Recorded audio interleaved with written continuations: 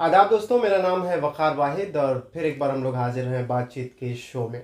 लेकिन आज बातचीत के शो में हमारे मेहमान बहुत ही आदरणीय, बहुत ही शानदार कवि, शायर, बहुत सारी चीज़ें इनके तारुफ में हैं, क्या क्या कहा जाए।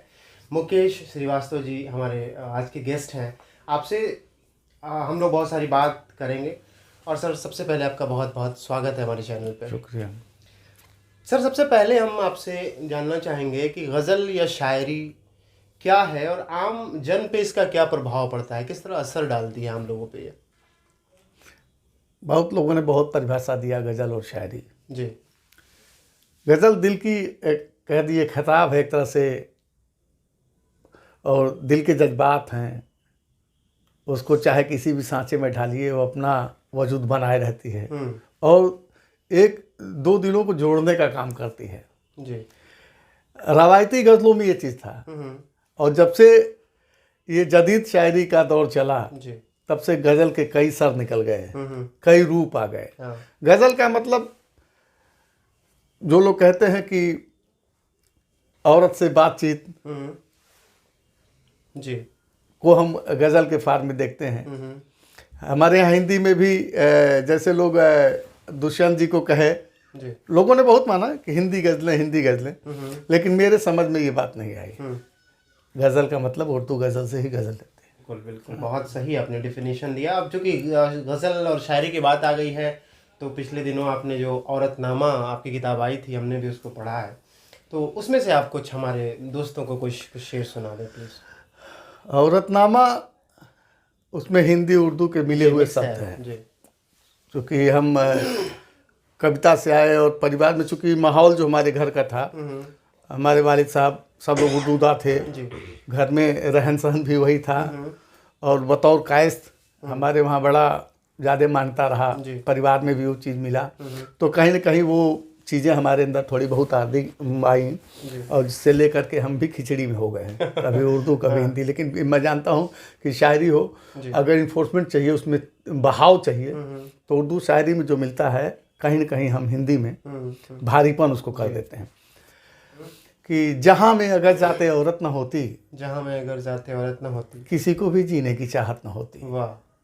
और गुलिस्तान में होता न खुशबू का डेरा, गुलिस्तान में होता न खुशबू का डेरा, गुलों में जो है ऐसी रंगत न होती। वाह। फलक पे न सूरज का होता ठिकाना, फलक पे न सूरज का होता ठिकाना, हमारी रगों में हरारत न होती। वाह वाह।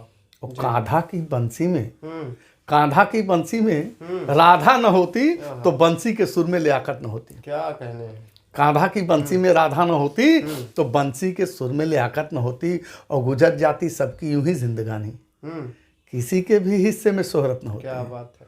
गुजर जाती सबकी यूं ही जिंदगानी, किसी के भी हिस्से में शोहरत न होती अगर जिंदगी में हमारे सरों पर कोई छत न होती। वाह वाह सर।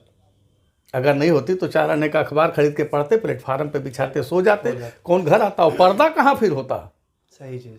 तो कहना बड़क न होती अगर जिंदगी में हमारे सिरों पर कोई छत न होती, जो औरत न होती यकीन का उजाला, हमारी तुम्हारी हकीकत न होती। ना होते तुलसी न होती रामायण, जो रत्नावली जैसी औरत न होती। वाह, चलिए, बहुत कमाल का काम आपने किया। दूसरी तरफ हम लोग थोड़ा सा बढ़ेंगे कि मंचों का कैसा अनुभव रहा। एक 3 दशक से आप मंचों पे हैं, तब का क्या माहौल था, आपका क्या माहौल है, तब का अदब क्या था, आपका अदब क्या है, क्या गिरावट, क्या बेहतरी, क्या हुआ इसमें, क्या लगता है आपको। देखिए, लगभग हमें याद है कि 1980 जी 81 से मैं मंचों पे हूँ। 40 साल। 81 से मंचों पर, और उस वक्त से लेकर के आज तक, मतलब 8 साल पहले तक, जी। मतलब ये 2-3 साल बीच में 4 साल छूट गया था, फिर इधर शुरू किया हूँ 1 साल 2 साल से। तो लगभग 80-81 के दशक से लेके और लगातार अब तक कंटिन्यूटी में मंचों का अनुभव रहा। लेकिन आज से 2 दशक पहले तक जो मंचों की स्थिति थी, तब अदबी खिदमात वाले लोग नजर आते थे कि वास्तव में इन्होंने किया है और इनसे कुछ सीखने लायक इनसे। लेकिन पहले और आज, पहले अदब में लोग आते थे, उस अदारे में अगर बैठते थे, उस एक साथ लोग बैठते थे तो सीखते थे। लेकिन अब पहले में और आज में, आज अदब बिक रहा है, दिख नहीं रहा है, बिक रहा है, दिख नहीं रहा है। आज जो है अदब तो बिक गया, समझ लीजिए। बिक रहा है क्या, बिक गया, बचा ही नहीं है। और पहले हम लोग अगर किसी उस्ताद शायर या किसी बड़े कवि के पास बैठते थे तो चरणों के पास बैठते थे और बड़े दहशत में बैठते थे। कहीं कुछ चीज़ अगर कहीं जबान से कुछ उल्टा सीधा निकल जाए या कहीं पढ़ने में कोई कमी हो जाए तो बड़े बुजुर्ग होते तो भी बुला करके पीछे समझाते थे कैसे नहीं ऐसे करो। आजकल नहीं, अगर आजकल अब तो वो है कि हमारे फन में नहीं आती अभी तबानी, हमारे सामने जो नुक्ताची नहीं होता। वाह सर, एक चीज़ और हम आपसे जानना चाहेंगे कि अभी 20-30 साल पहले की जो शायरी थी, जब बशीर बद्र, राहत इंदौरी, मनोवर राणा, इनसे भी पूर्वज जो लोग थे, तो उस वक्त शायरी का एक मतलब था। अगर किसी ने 2 लाइन कही है, एक शेर कहा है, तो एक संदेश होता था समाज के लिए, मैसेजेबल। वो भाई समाज, शायरी जो है समाज को जोड़ने का काम, मैंने कहा ना कि पूसेत का काम करता है, दिलों को जोड़ने का काम करता है। परेशानियां आज की शायरी का तो हमको समझ में नहीं आ रहा है। कोई बस जितना बढ़िया तरन्नुम ज़्यादा आदमी है, आजकल लोग गला देखने जाते हैं, स्वर देखते हैं, आवाज़ देखते हैं, आवाज़ में कितनी खनक है ये देखते हैं। वो काफिया मिला ना तो रदीफ खा गए, अगरचे गजल वो अपनी तरन्नुम में गा गए।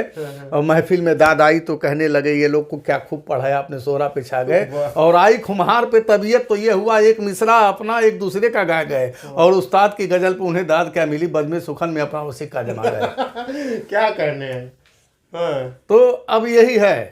आप जैसे हम तो रेडियो से टीवी से जुड़े रहे, हमारे पास भी बहुत सिंगर हैं, एक से एक सिंगर हैं। अभी मैं किसी सिंगर को बुलाऊं और अपनी एक टूटी फूटी गीत दे दूं, बहुत खराब से गीत दे दूं, लेकिन जितने बढ़िया स्वर में पढ़ेगी तो कल को सुपरस्टार हो जाएगी मंचों की ओर। और ये परंपरा इस गोरखपुर में भी हुआ। तमाम यहाँ के बड़े बड़े धुरंधर जो पके बाल वाले साहित्यकार हैं, मुझे याद है कि मेरे साथ कहा गया कि कवित्री चाहिए, फला गायिका को ले चलते, और लेके गए और मंच पर पढ़वाए।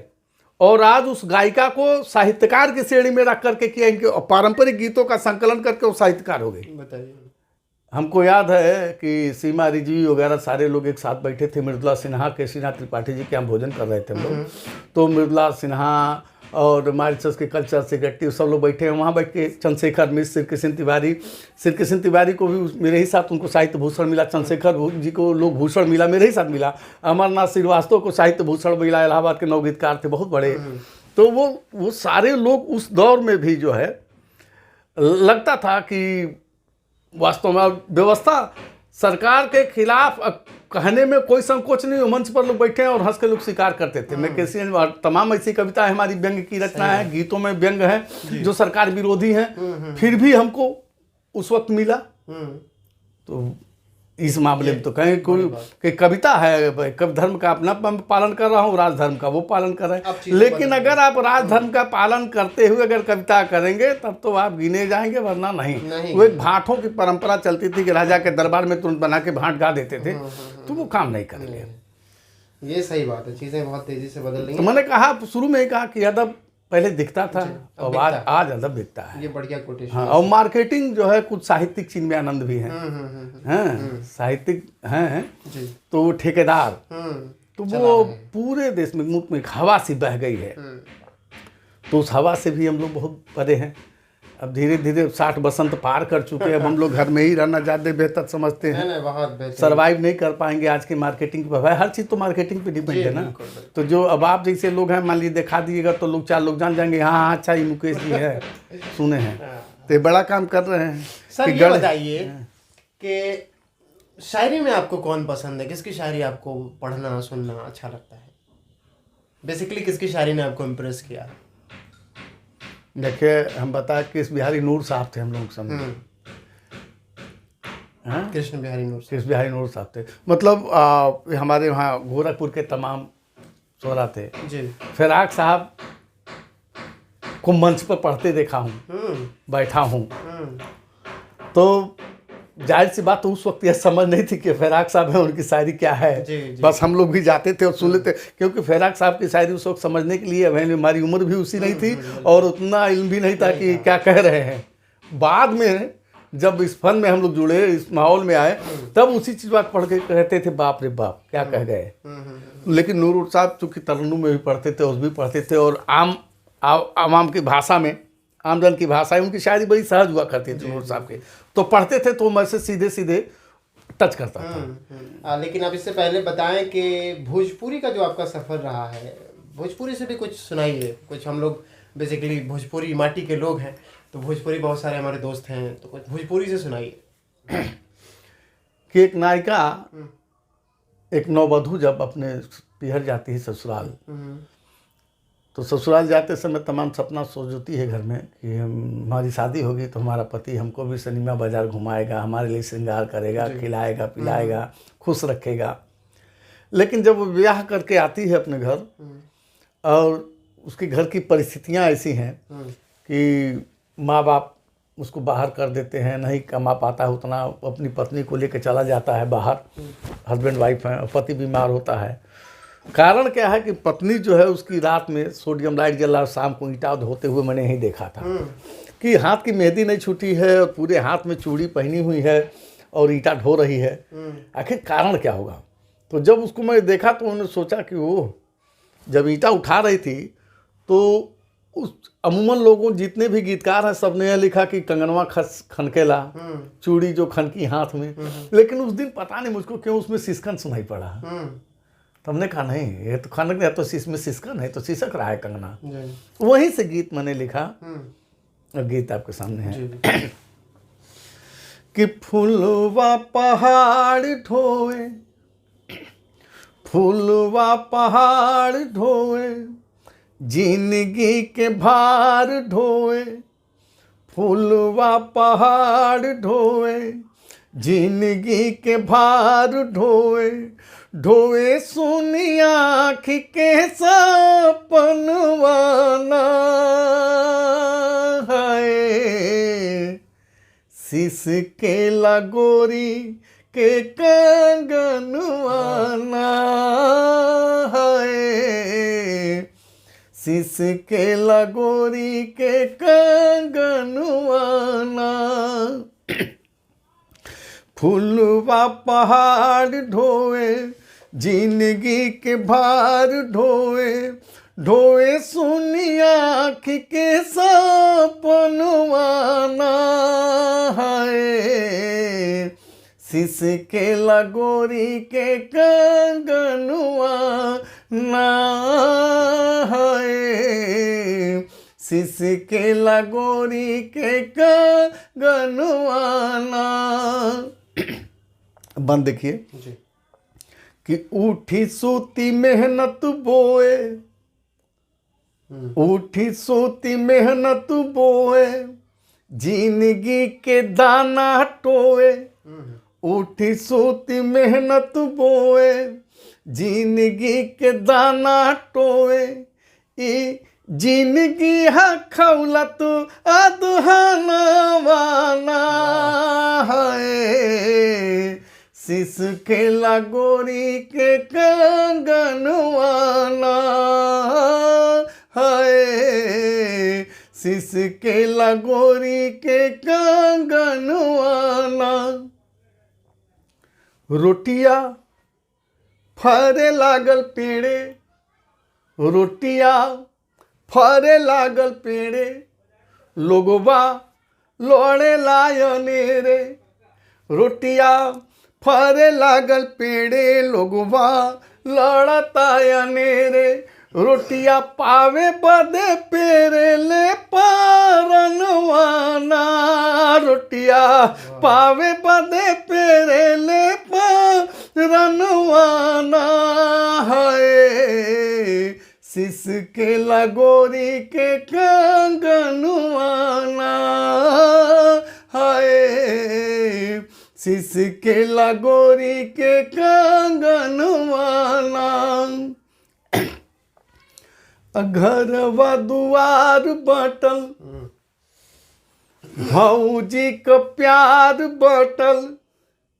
जो लड़का बहुत ज़्यादा कमासूत होता है आजकल ये देखे हैं, तो माँ बिना डोला डोला करके उसको खाना खिलाती है। एक ठो लड़का थोड़ा कमज़ोर है, मानसिक रूप से, शारीरिक रूप से, आर्थिक रूप से नहीं कुछ कर पा रहा है, एक खाना रखल बेटे खा लिया हो, ट्रीटमेंट चेंज हो जाता है। और बड़े हिम्मत से कहा, माता को कुमाता किसी ने कोई नहीं कहा, लेकिन अब दृष्टि बदल गई है।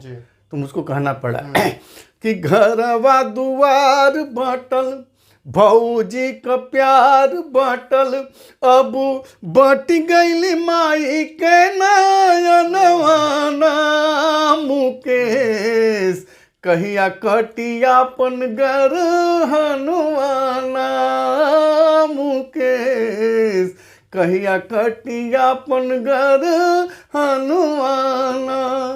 वाह वाह, कमाल का सर, कमाल का गीत है ये। वाकई हमारे सारे दोस्त सुनने वाले भी इस गीत को सुन के बड़ा ही गजब की फीलिंग है इसमें। जो आपने अभी कहा कि उस महिला की जो चूड़ी थी, सबने लिखा है, चूड़ी नहीं, खानक सबने देखा। हाँ, एक नई चीज, लेकिन हमने सिस्कन देखा पहली बार, और हमारे ख्याल से पहला प्रयोग था। शायर का तो यही कमाल है सर, पहला है कि उसको देखा। जैसे माँ को लोग माता नहीं कह सकते, लेकिन नहीं, समय ने मुझको कहा नहीं तुम गलत कर रहे हो, कहना है। और मैंने कहा, किसी के मानने के लिए थोड़े हम कर रहे हैं शायरी। जी बिल्कुल सही है, सही जो सच्चाई हमारे अंदर है, जो हम पाए उसको हम कहेंगे। बिल्कुल सही है सर। नए लिखने वालों को क्या संदेश देना चाहेंगे? बहुत सारे लड़के इस फील्ड में आ रहे हैं, चाहे वो शायरी करने आ रहे हो या चमक दमक देख के आ रहे हो, क्या संदेश है आपका उनको? देखिए, जो अब ये तो नहीं कहेंगे कि शायरी में करियर बनाए अपना, ये तो हम नहीं कह पाएंगे। लेकिन हम ये जानते कि जो हम लोगों का दौर था, तो कहीं बड़ा मशक्क़त से महीने में 10 दिन 15 दिन पर एक ठो गीत निकल पाता था। हम हाथ परब हैं कि एक महीने में 4-4 किताबें कैसे छप जा रही हैं। बहुत ऑनेस्टली बताए कि एक किताब हमारे पास 3 की, जैसे एक हमें चनो मांगे भीख, औरतनामा, शब्दों के तीर, अभी 2 गज़ल संग्रह हमारे पड़े हुए लिख करके पायलट बन करके रखा हुआ है, हम नहीं छाप पा रहे हैं, चाहे वजह हो कुछ नहीं। लेकिन और भी लिखे हुए हैं पहले ही के, अभी के कुछ नहीं। तो जब ये कहते मैंने ये लिख दिया वो लिख दिया, और मैं कहता हूँ मैंने कुछ नहीं किया, मैंने कहा सब लिख गया। तो लिख गया, तो लिखने वाले तो बहुत लिख रहे हैं, वो एक महीने में 4 किताब 6 किताब, लेकिन लिख गया वाले अभी कम कभी है, बहुत कम है। और आज की पीढ़ी में मैंने एक चीज़ देखा, जो नई पीढ़ी है, जो बच्चे हैं, हम उनसे ईर्ष्या होती है कि इतना अच्छा कैसे कहते हैं। जैसे एक वकार साहब हैं, ईर्ष्या होती है कि अपने दौर की, अपने उम्र की शायरी से भी जब आदमी उसका शेर उसके कद से बड़ा होता है तो कहीं न कहीं संदेह करता है। लेकिन जांचने परखने के बाद जब ये होता है कि नहीं, मतलब ये तो अपना कह रहे हैं, तो वहाँ जलन होती है कि बाप रे बाप, जो बात हम तुमसे छूटे, कैसे इनके पास कौन सी रिसीविंग चीज़ है कि उस दौर, पहले के दौर की बात, भाई हम बीते दौर की बातें कह देंगे बड़ी आसानी से, ठीक है, लेकिन आप हमारे दौर की बात भी बड़े आसानी से कह रहे हैं, आने वाले वक्त की भी बात कह रहे हैं, और बड़ा मजबूती से कह रहे हैं। तो सरप्राइज हम लोग होते हैं। और तमाम कुछ तो ऐसे लड़कों में बढ़िया शायर निकले हैं जिनको सुनने के लिए इच्छा होती है कि उनको बैठा के कहीं मौका मिल जाए तो हम लोग सुने। जा तो नहीं पाते, लेकिन कभी कभी सोशल मीडिया पर भी सुनने को मिलता है। सर, जब हम आपके पास आ रहे थे तो हमारे कुछ दोस्तों को पता चला, तो उन लोगों ने एक ख़ास रिक्वेस्ट उन लोगों की है आपसे कि आपका वो गज़ल के 2-3 शेर अगर आपको याद हो तो आप सुना दें, जो आपने बहुत पहले एक मुशायरा हुआ था, वहाँ आपने पढ़ा था, रोते बच्चे को घर छोड़ जाती है वो।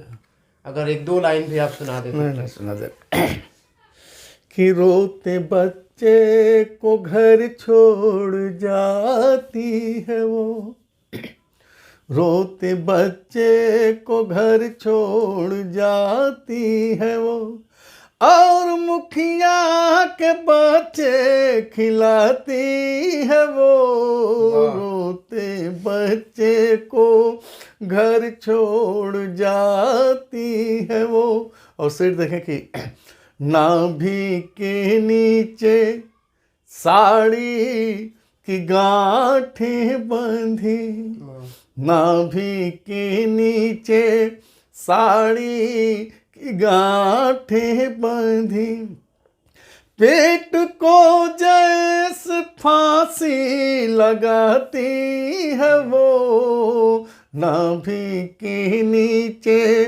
साड़ी की गांठें बंधी, पेट को जैसे फांसी लगाती है वो, भूखूने छातियों की नमी सो खुली, भूखूने छातियों की नमी सो खुली, लोरिया गा के बच्चा सुलाती है वो भूखूने छाती। और देखें कि जब निकलती है अपनी जरूरत लिए, जब निकलती है अपनी जरूरत लिए, बांध कर जिल्लतें लौटवाती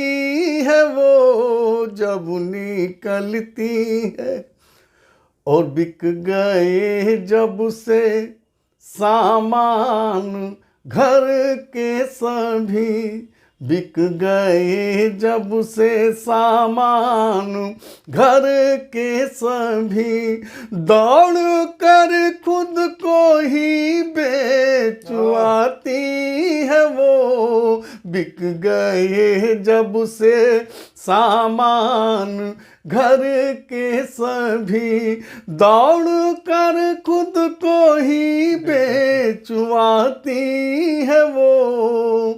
और उजले पोशों की सांसें ठहरे जाती है, उजले पोशों की सांसें ठहरे जाती है, नाम हम दर्दों का जब गिनाती है वो उजले पोशों की सांसें ठहरे जाती हैं। और देखे मक्ते का शेर कि अपने सपने में, अपने सपने में, अपने सपने में जब देखती है खुशी, अपने सपने में जब एक औरत को सपना, मजदूरन को सपना देखने का भी हक नहीं है, सच्चाई यही है कि अपने सपने में जब देखती है खुशी, अपने सपने में जब देखती है खुशी, यकबायक नींद से चौंक जाती है वो, अपने सपने में जब देखती है खुशी, यकबायक नींद में चौंक जाती है वो। एक औरत का ये हौसला देखिए, एक औरत का ये हौसला देखिए, कि जुल्म सह सह के भी मुस्कुराती है वो। एक मक्ते का शेर नहीं। वाह वाह वाह वाह, बहुत उम्दा है सर, बहुत उम्दा, बहुत उम्दा। अब बहुत इसको बेकल उत्साही साहब बहुत पसंद करते थे, बहुत अच्छा बैठे थे हम लोग नशस्त में, बेकल साहब ने कहा यार इसको पढ़ो, बेकल साहब बहुत पसंद था। बहुत अच्छा कलाम है सर आपकी।